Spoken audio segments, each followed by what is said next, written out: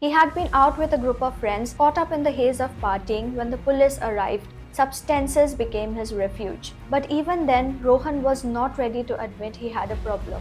The doctors informed him he had overdosed. The second arrest came several months later. Welcome to Get Real with JB, a podcast where we explore the complex and real stories that shape our lives. My name is JB, and on this podcast, we don't shy away from difficult conversations. Whether it's navigating the ups and downs of relationships, tackling career challenges, or diving into the messy but beautiful process of personal growth, we are here to share the stories that make us feel seen and heard. This is a podcast where we get real, without any filters, without any fluff. Today's episode explores the raw and powerful journey of addiction, redemption, and the painful but transformative path to recovery. We are diving into a story that's all too familiar for many but often remains in the shadows. One of struggling with substance abuse, hitting rock bottom, and finding the strength to rise again. We will be talking about the story of Rohan, a man who, like so many, thought he could control his life, but soon found himself spiraling into the depths of addiction. What makes Rohan's story unique, however, is not just his fall into the darkness, but the grueling and often discouraging path he took to get out. A small disclaimer: to protect the privacy of those involved, the names in the story have been changed, but the emotions shared are 100% real.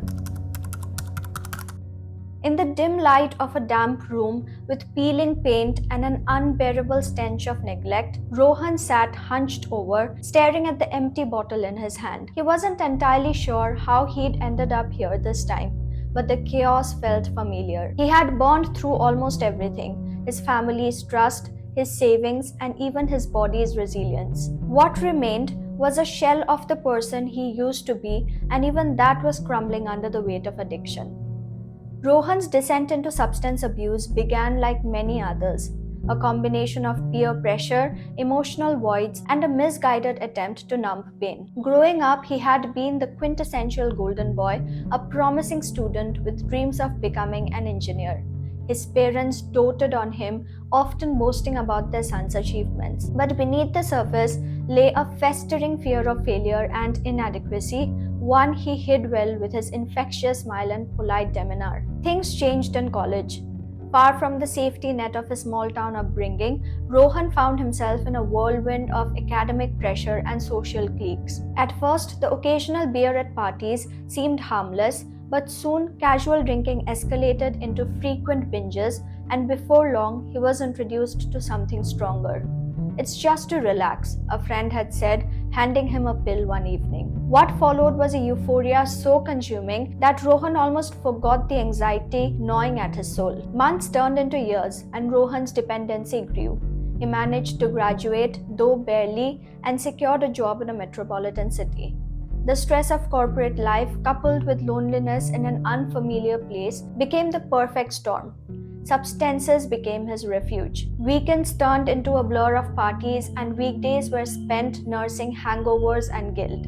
His work suffered, but not enough to raise immediate alarms. He was functional, or so he thought. The breaking point came one evening when his mother visited him unexpectedly. She was horrified by what she saw: a disheveled, emaciated figure who barely resembled her son. The confrontation that followed was intense, with her tears and pleas piercing through the haze of his intoxication. But even then, Rohan was not ready to admit he had a problem. "I can quit anytime I want," he assured her, though deep down he knew it was a lie. Rohan's rock bottom arrived a year later. By then, he had lost his job, alienated his friends, and accumulated a mountain of debt.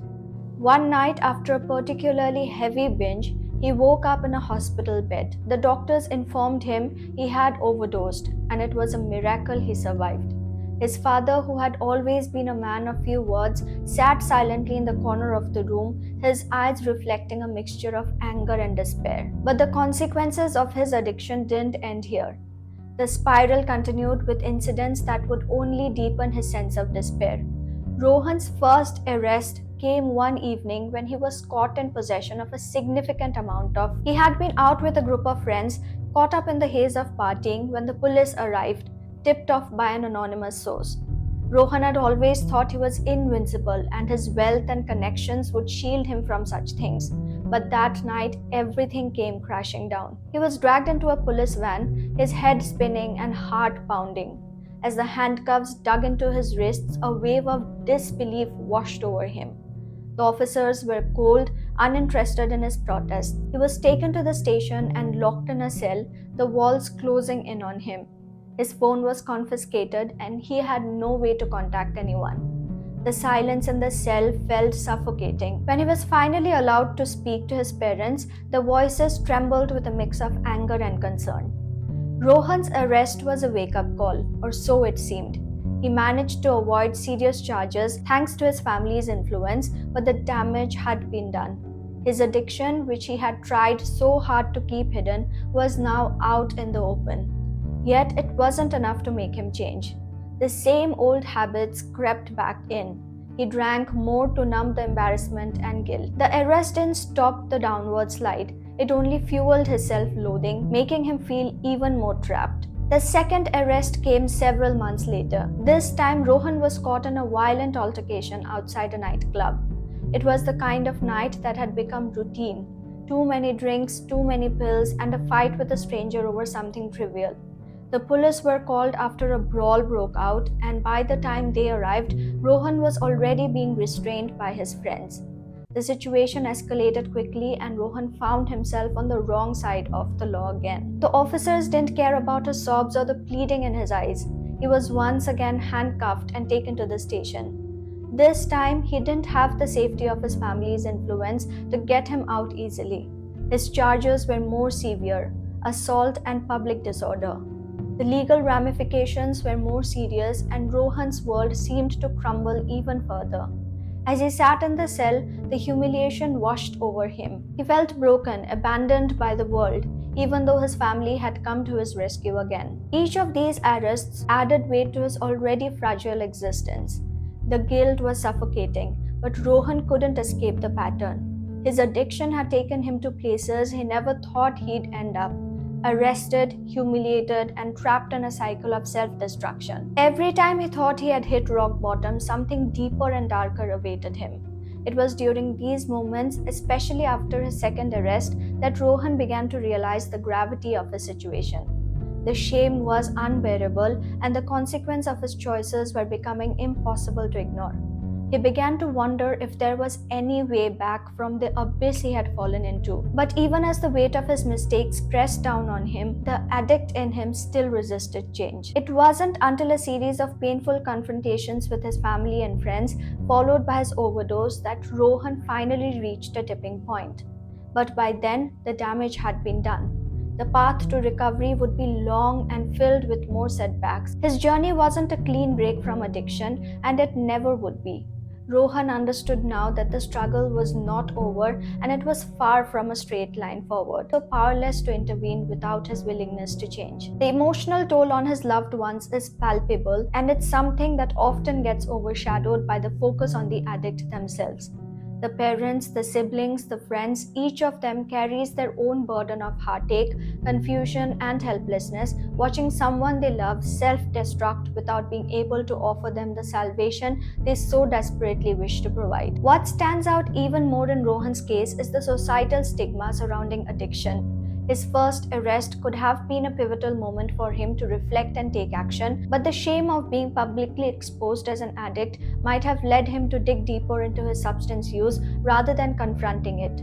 In many cultures, including our own, addiction is often viewed as a personal failure rather than a medical condition. People suffering from addiction are frequently labeled as irresponsible or weak, which only serves to alienate them further from their support system. Rohan's story reflects the struggle that many addicts face when it comes to seeking help or admitting that they have a problem. The fear of judgment and the stigma attached to addiction can make it even harder to break free from the cycle.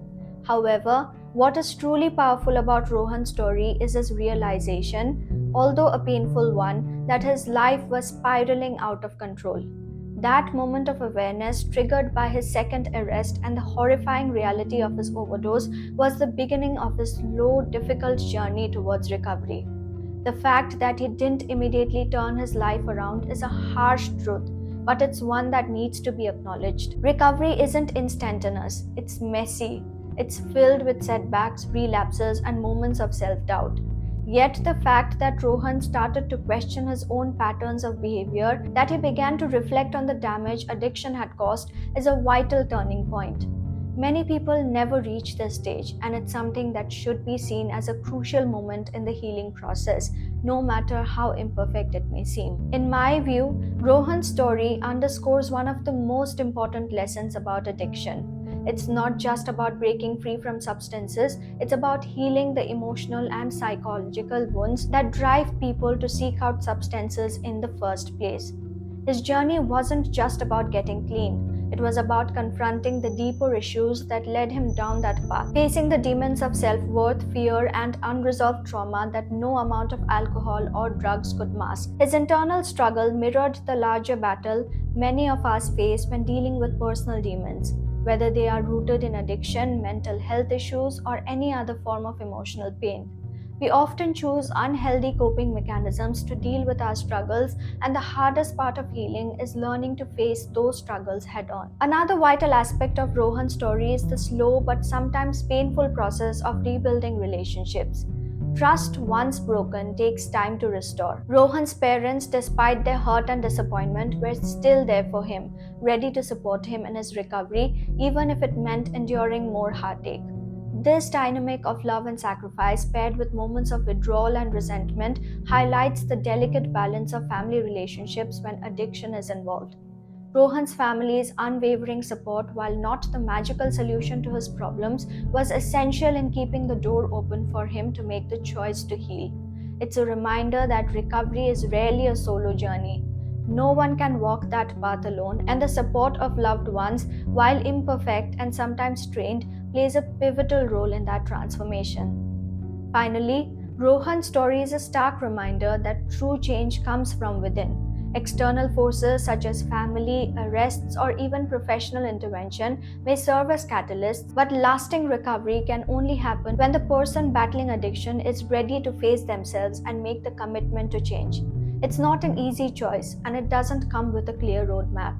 But Rohan's journey, with all its messiness and setbacks, is proof that redemption is possible even in the darkest of circumstances. For me, Rohan's story is a reflection of the universal human struggle, the desire to escape our pain, the fear of confronting the truth, and the immense strength it takes to rebuild a life from the broken pieces. It's a reminder that we are all vulnerable, that we all carry our burdens, and that redemption isn't a one-time event. It's a series of choices, each one leading us towards healing, even if the path is never straightforward. And perhaps the most important takeaway from this story is that we don't have to face these battles alone. Whether it's addiction, mental health struggles, or any other challenges, it's the willingness to accept help, to confront the pain, and to keep fighting no matter how many times we fall, that ultimately defines who we are. Thank you for listening to today's episode. Until next time, stay true to yourself and keep it real. I am JB signing off. Catch you in the next episode.